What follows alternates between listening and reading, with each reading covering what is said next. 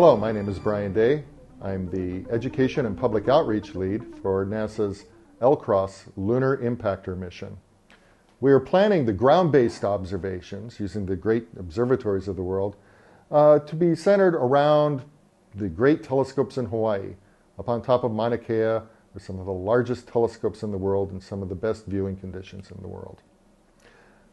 But we also think that amateur astronomers with backyard telescopes will be able to get very good views of the LCROSS impact.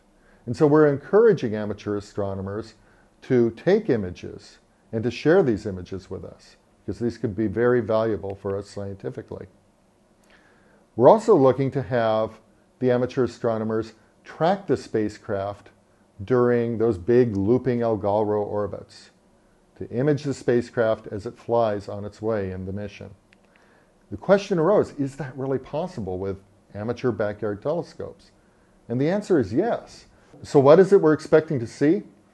Well, on a time frame of just the first few seconds, there'll be this thermal flash, this real bright flash caused by the heat generated when the Centaur hits the surface. Over the next minute or so, then there will be this plume that will expand high up into the moon's sky. And that will arch up to the point where it's out of the shadow of the crater and it will be illuminated by the sunlight. And that's when we're hoping everybody will be able to start catching images. And then for a number of hours after that, there will be this very, very thin cloud of gas, we think possibly OH, oxygen and hydrogen bound together. And that could be expanding for hours, but that will be something that will probably be observed by the big telescopes of the world. How do we guesstimate what this impact is going to be like? After all, we've never really done this before. But we've done tests. Here at Ames, we have something called the vertical gun range.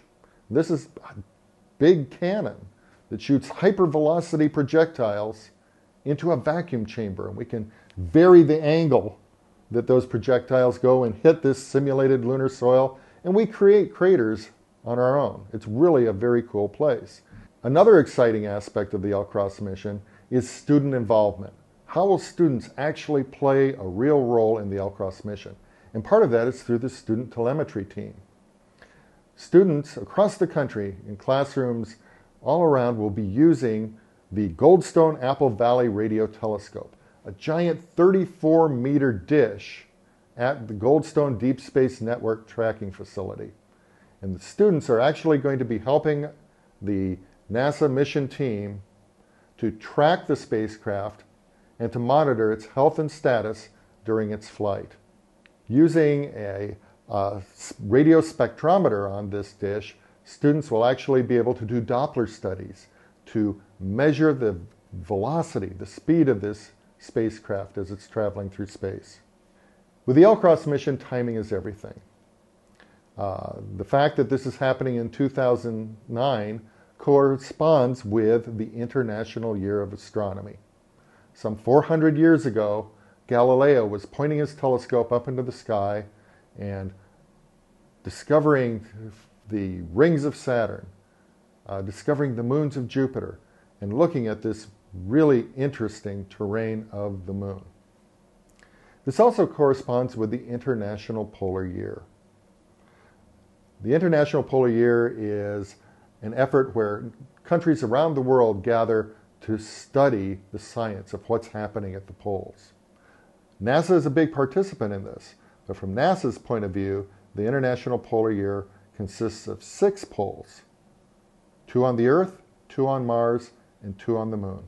We're going to have one of the Moon's poles pretty well covered here. And it also corresponds with the 50th anniversary of NASA.